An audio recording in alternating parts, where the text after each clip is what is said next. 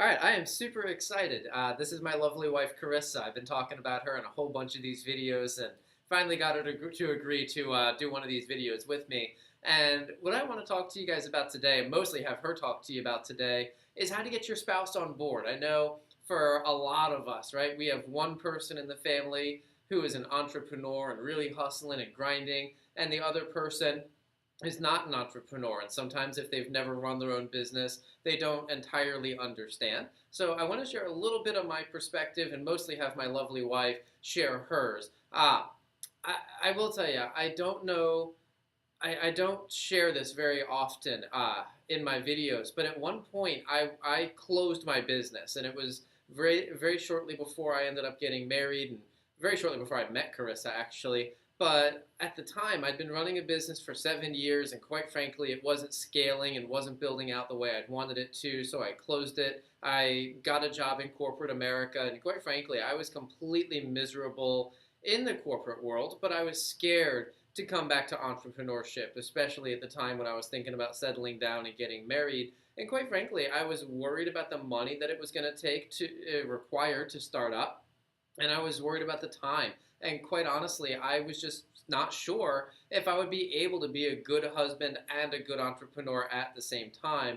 I was fortunate that my wife was extremely supportive. There were times in the beginning when I would work 16-plus hour days, and I would ask her to come to the office and help me. And in many cases, I'd have no free time or energy for a date night, but we still found pockets of time to connect. One of my favorite things of all time was when she would come to the office and bring lunch.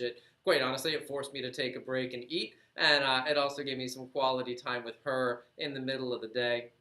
And as the business grew and it became more stable and it was able to start scaling, it's opened up a lot more free time in my schedule. We're still busy. We do work long hours, but we have a lot more time to do workouts together and at least one date night per week. We found a really good date night. I'm reluctant to say the word system when it comes to our date nights, but we have found a really good system that works for us really well, and I'll share that in the bonuses section. But at this point, I want to turn things over to Carissa and whatever you've got to share. Cool. So hi, I'm Carissa, and I'm gonna step into the frame here and boot him out a little bit. But I want to share a little bit about my journey as just the wife. It can be quite nerve wracking and lonely when you don't know what certain days, months, or weeks are going to look like sometimes in terms of income and what's going to happen with the family. And when we first got married, I really was super excited. I was going to be the quintessential wife, and it was going to be an amazing experience being married to the man of my dreams. We were going to have babies, we were going to do all these amazing things.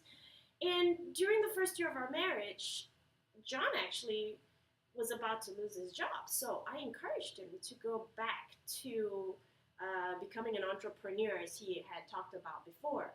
Now, I had been given the pros and cons prior to him going back, and I took it at face value because I personally had never experienced that, and I said, okay, I've been warned, that's fine, go do your thing. Unfortunately, I didn't realize how lonely and many times how angry I would become because I didn't have the skills to really to process what was going on. He would become more focused on his business, and I really wasn't around. Excuse me, he wasn't around to help with little things around the house, dishes, tidying up, or even doing the laundry. He would come home stumbling in through the front door, sometimes at 11:30 at night. I've seen him at 1 a.m. sometimes, crash on the couch, By the way, and it was because I was over. working, not because I was drinking. That's just to true. clarify that. That's true. But I would see him. He would be tired. He would wake up the next day, and he would repeat that. And there would be seasons where that would happen. So it really was hard for me to process this at first. I felt a little betrayed sometimes. I really felt angry. But see, one of the things that we don't allow around the house is the Q word or the D word. Okay, you can take a guess what those mean. But it was never an option in our family. We had some ground rules. And I slowly realized that we really only have one life. And we really need to make the most of it and make it count. So, and I also really realized that I'd rather see him happy, doing something that he was truly passionate about, and believing in something that was truly his own rather than in a job, first of all, where he was unhappy. And again, he was fulfilling someone else's dream. Why not fulfill his own dream? So, one of the things I really learned was the virtues of patience and empathy. They're very important skills, and I don't think they always come naturally to a person. I know they never came naturally to me. I was an empathetic person, but I was not very patient. But I believe that those can definitely be developed. And I also came across a book called The Five Love Languages, which really was a huge revelation. And it really helped us both to determine our most natural expression of love and how we wanted to give and how we wanted to receive love. Mine predominantly was acts of service, and John's predominantly was quality time. So we now had tools to help us articulate when each of our love tanks were a little on the empty side. So it really, really helped. I was okay that he wasn't around the house all the time.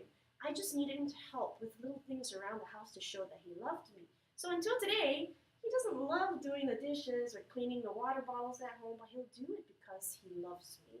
And I'm like, wow, that's the most amazing, sexiest thing that my husband could do for me. And a couple of tips for you guys. Again, set ground rules from the start. Commit first and figure the rest out later.